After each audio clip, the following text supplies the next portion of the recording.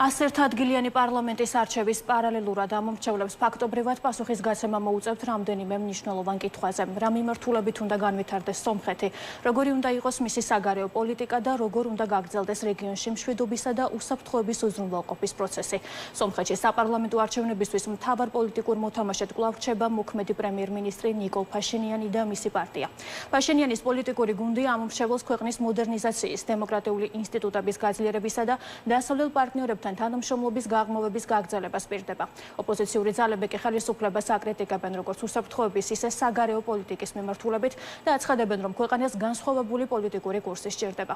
რა არჩევანს გააკეთებენ სომხეთის მოქალაქეები და როგორ გადანაწილდება ძალები ახალ პარლამენტში, ეს უახლოეს საათებში გახდება ცნობილი, თუმცა მანამდე მოქალაქეთა განწყობებზე და პოლიტიკურ კონტექსტზე მეირაბ მეტრეველი ისაუბრებს, რომელიც ახლა პირდაპირ ეთერში სომხეთიდან გვერდდება.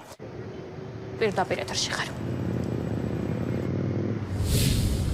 მოგესალმები ნინი, სწორედ იმ მიზეზების გამო, იმ კითხვების გამო, რაც ჩვენ დასაწყისში ჩამოთვალე, ამ არჩევნებს ეძახიან რეფერენდუმს, ეს არ არის მხოლოდ არჩევნები, ფაქტობრივად არის რეფერენდუმი, სწორედ ამ არჩევნებზე უნდა გადაწყვიტოს სომეხმა ხალხმა, უჭერს თუ არა ის მხარს ქვეყნის შემობრუნებას ევროკავშირისკენ, ევროპისკენ, დასავლეთისკენ. მართალია შემოbrunება შეიძლება ძალიან მკვეთრი არ არის ამ ეტაპზე. ფაშინიანი საუბრობს იმის შესახებ, რომ რუსეთთანაც უნდა კარგი ურთიერთობა ის რჩება ევრაზიულ კავშირში, დსთ-ში და ასე შემდეგ, მაგრამ ყოველთვის ცხადია, რომ ნელ-ნელა სომხეთი ამ ხელისუფლების პირობებში შებრუნდება პირით ევროკავშირისკენ და ზურგით რუსეთისკენ. ეს რუსეთისთვის ბუნებრივია ძალიან დიდი პრობლემა, იმიტომ რომ სომხეთი მოგეხსენებათ იყო ერთ-ერთი მთავარი მოკავშირე მისი ამ რეგიონში წლების განმავლობაში და მის მთავარი მოკავშირის დაკარგვას ასე მარტივად სომხეთი ვერ გადაიტანს.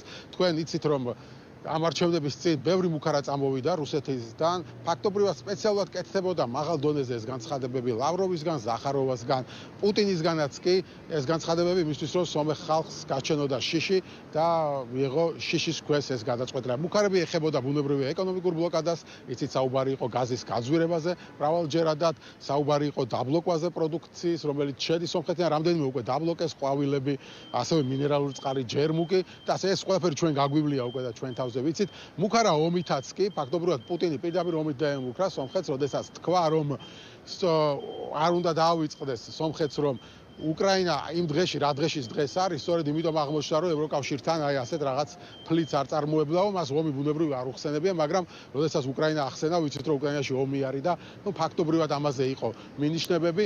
მიუხედავად ამისა, როგორც გამოკითხვები ცხადყოფს, სოციოლოგიური კვლევები ცხადყოფს, ფაშინიანს დიდი მხარდაჭერა აქვს, ანუ სომეხ ხალხზე რუსეთისგან წამოსულ ამ მუქარას დიდი გავლენა არ მოუხდენია.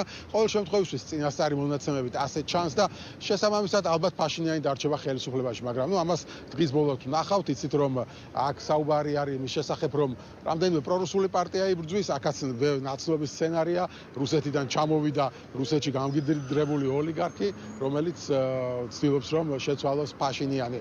საბოლოო ჯამში სომეხი ხალხის გადასაწყვეტია ეს ყველაფერი და როგორც გითხარით, ამ რეფერენდუმის შედეგებს ჩვენ სულ მალე გავიგებთ რამდენიმე საათში და ვნახავთ, რომ რუსეთმა დაკარგა თუ არა თავისი მოკავშირე რეგიონში.